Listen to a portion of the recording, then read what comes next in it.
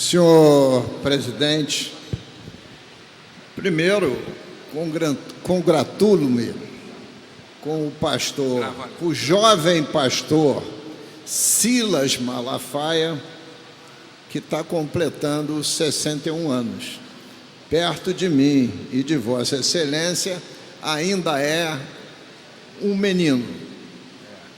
Mas me veio aqui à memória a primeira divergência que eu tive em plenário com Vossa Excelência.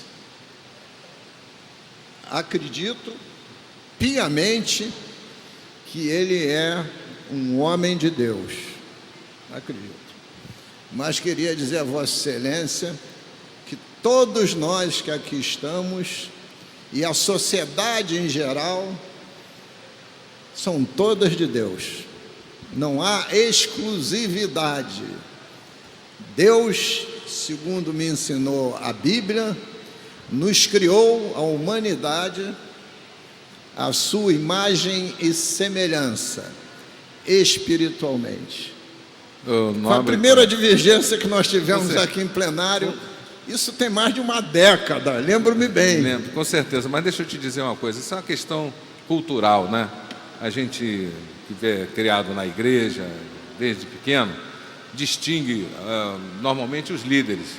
Não é que também as mulheres e os homens das nossas igrejas não sejam homens e mulheres de Deus. Somos sim, mas normalmente é um tipo de distinção que a gente dá para um líder, só isso, ou uma líder. Eu respeito o seu ponto de vista, mas sempre divirjo, porque eu sou dialético. O que é dialética? Tudo existe pela unidade dos opostos.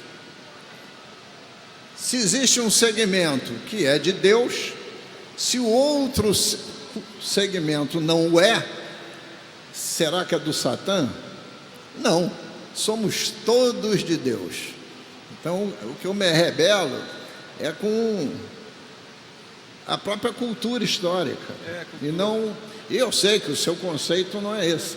Tanto é que qualquer pessoa que chegar numa igreja evangélica entrará e será acolhida com a mesma boa vontade em relação àqueles que já estão lá há muito tempo. Falo isso porque já presenciei esse fato, inclusive na sua denominação, a Assembleia de Deus. Mas vamos em frente. Tirada a divergência meramente teórica, está o pastor Silas Malafaia de parabéns pelo seu aniversário. Obrigado. Ele é do signo de Virgem. Isso aí não vai gostar, porque negócio de astrologia, pastor não gosta. Do signo de Virgem, deve ser um homem muito metódico, muito persistente, um excelente pesquisador, que gosta de ir na essência das coisas. É mesmo, e é verdade. Mas isso ele não gosta, então não vamos encaminhar pela astrologia. Mas eu queria assinalar aqui, senhor presidente, como é importante o parlamento fluminense e a sociedade discutir as questões de forma contundente. Nós, na semana passada, fomos surpreendidos com a notícia de que o governador iria aterrar a estação do metrô, lá da Gávea. E frente parlamentar da linha 4 se insurgiu, diversos outros parlamentares, eu inclusive, a Sociedade da Gávea, a PUC. E hoje as coisas foram mudando a configuração. Hoje a gente já tem estabelecido que o Ministério Público Federal, pela totalidade dos seus membros, solicitou ao juiz Marcelo Bretas a liberação dos recursos, que não é revelado o montante, que estão guardados pela Justiça Federal, derivadas da Operação Calicut. E já o juiz Marcelo Bretas decidiu que daqueles recursos, 50% seriam do Estado e 50% da União. O governador já veio a público dizer que o Estado aceita a partição. Falta a União concordar. Mesmo não sabendo do montante desses recursos, pode ser que este valor seja o suficiente, pelo menos para fazer a obra bruta da estação, a obra estruturante da estação, para garantir que não vão acontecer no futuro recalques diferenciais. E, ao mesmo tempo, veio a público o Tribunal de Contas dizer que no tribunal não há impeditivo nenhum de que essas obras estruturantes sejam feitas. Só tem um impedimento no Tribunal de Justiça, uma liminar dado por um determinado desembargador, mas que é uma questão que o governador, chefe de um poder, pode chegar nesse desembargador e conversar sobre essa hipótese de excepcionalizar as obras estruturantes de estabilidade da estação em detrimento de outras, para dar segurança aos prédios circunvizinhos e dar segurança à própria Pontifícia Universidade Católica.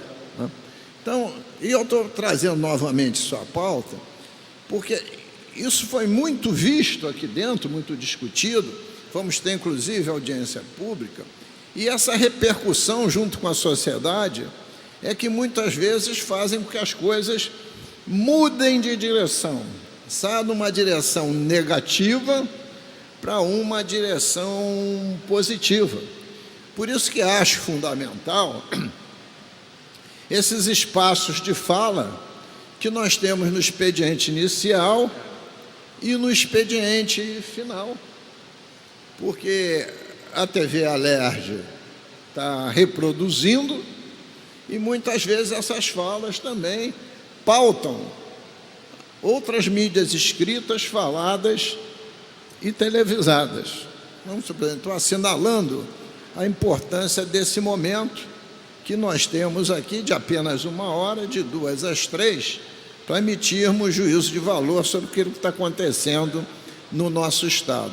E convidar os senhores deputados que frequentem mais o expediente inicial, para agradecer esse espaço aqui de opiniões, de contraditório, de discussões. Muito obrigado, deputado Luiz Paulo, pois me não? permite, o senhor sabe que a gente tem esse tempo todo, então, uma coisa muito importante que eu queria elogiar a Vossa Excelência foi, o senhor foi um dos primeiros a colocar isso na mídia, aqui no plenário, sobre esse problema de aterramento da estação ali.